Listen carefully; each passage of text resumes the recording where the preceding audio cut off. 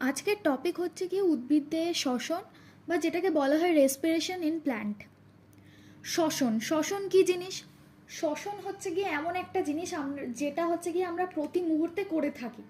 এই শ্বসন ছাড়া কোনো জীবের অস্তিত্ব থাকে না বললেই চলে। তো তাই আজকে আমরা শ্বসনের হচ্ছে গিয়ে প্রথমে ডেফিনেশন থেকে শুরু করব, তারপর শ্বসন সম্বন্ধে অনেক কিছু জানব। তো ফার্স্টেই বলি যে শ্বসন কাকে বলে। আমরা এই যে একটা জীবদেহ কি করে না, জীবদেহ হচ্ছে গিয়ে যখন পরিবেশ থেকে অক্সিজেন ঘ্রাণ করে, মানে যখন পরিবেশ থেকে বায়ুকে ঘ্রাণ করে মানে অক্সিজেন যায়, অক্সিজেন যাওয়া সেটাকে আমরা অনেকেই বলে থাকি যে নিঃশ্বাস নাও, কিন্তু আদতে কথাটা ঠিক নয়। কারণ নিঃশ্বাস আর প্রশ্বাসের মধ্যে একটা ক্ষুদ্র পার্থক্য আছে। প্রশ্বাস আর নিঃশ্বাস কি পার্থক্য? প্রশ্বাস হচ্ছে গিয়ে যুক্ত শ্বাস, মানে মানে হচ্ছে গিয়ে প্রবেশ যুক্ত শ্বাস, অর্থাৎ হচ্ছে গিয়ে শ্বাসের যখন প্রবেশ হচ্ছে তখন আমরা সেটাকে প্রশ্বাস বলছি।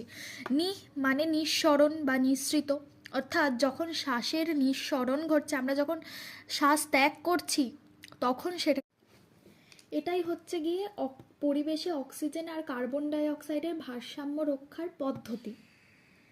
এবার হচ্ছে গিয়ে শ্বসন বস্তু সম্বন্ধে জানব।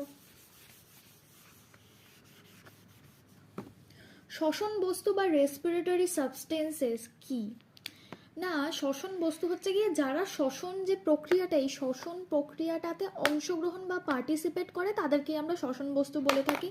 যেমন বিভিন্ন কোষস্থ খাদ্য আছে, কোষস্থ খাদ্যর মধ্যে রয়েছে glucose, C6H12O6, fatty acid, amino acid, etcetera. এগুলো হচ্ছে গিয়ে সাবস্টেন্স হিসেবে কাজ করে, রেসপিরেটরি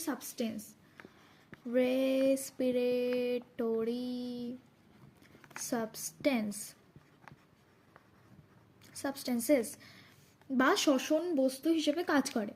তো এই শ্বসন বস্তু সম্বন্ধে হয়ে গেল। নেক্সট হচ্ছে গিয়ে শ্বসনের প্রকারভেদ।